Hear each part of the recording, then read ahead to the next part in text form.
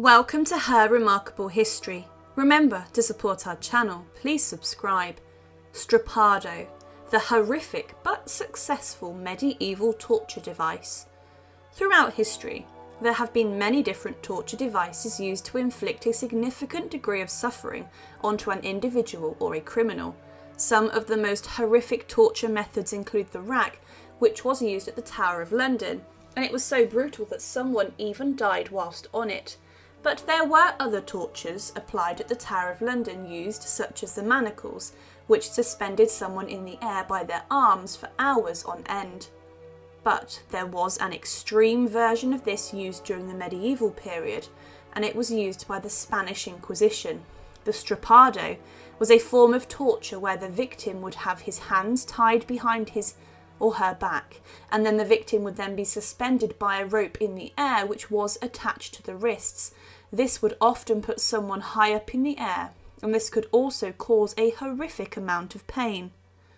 One of the most painful aspects of the Strapado was that it resulted in the dislocation of the shoulders a lot of the time, and also made things much worse. The torturers would add weight to the person's body, and this would cause even more pain and strain onto the shoulders.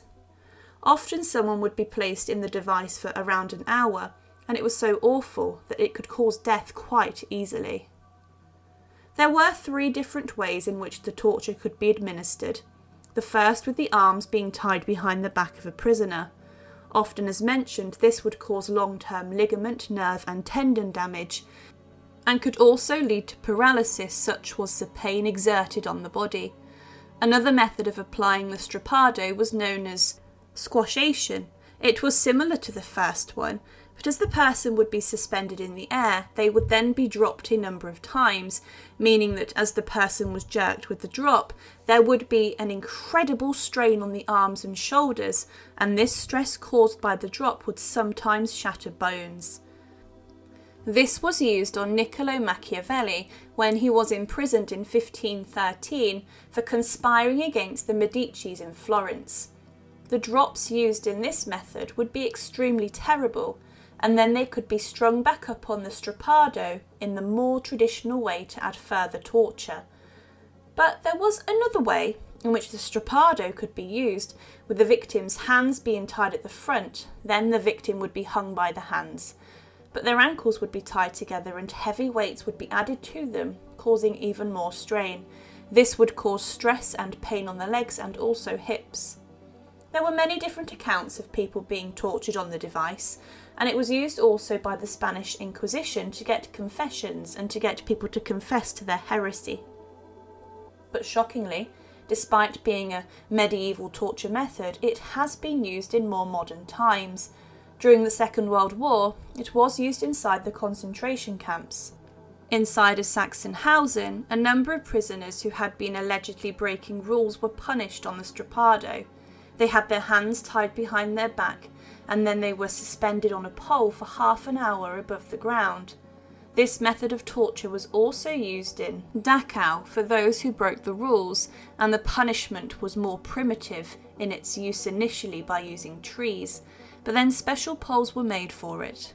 It was also used as a method of torture during the Vietnam War, as the North Vietnamese army used the ropes to interrogate captured American airmen who were shot down during bombing raids and attacks. This torture was not just used by the North Vietnamese to obtain information, but they did it to try and break prisoners also, breaking their will. It has also been used a number of times in past decades, as in November 2003, a suspected terrorist was tortured to death at Abu Ghraib after being interrogated by the CIA and members of the American military. He had been suspended by the wrists, which were bound behind his back, and in 2017, footage emerged of members of the Iraqi army using the Strapado to torture others. This shows that even today, medieval torture methods can be used to inflict pain, suffering and horror onto an individual. It shows that the Strapado was a successful method of interrogation and extracting information from someone. It has also been linked to other devices such as the manacles.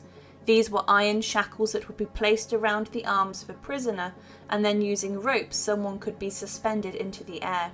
A Jesuit priest, John Gerard, was arrested and imprisoned at the Tower of London in the 1590s, and he was tortured using the manacles.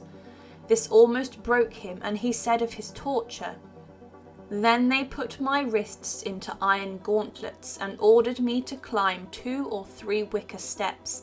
My arms were then lifted up, and an iron bar was passed through the rings of one gauntlet, and then through the staple and rings of the second gauntlet. This done, they fastened the bar with a pin to prevent it slipping, and then removing the wicker steps, they left me hanging by my hands and arms fastened above my head." Interestingly, John Gerard managed to escape the Tower of London, but was injured severely by his experiences with the manacles. But the use of suspending someone from the air and holding them by their arms was incredibly painful.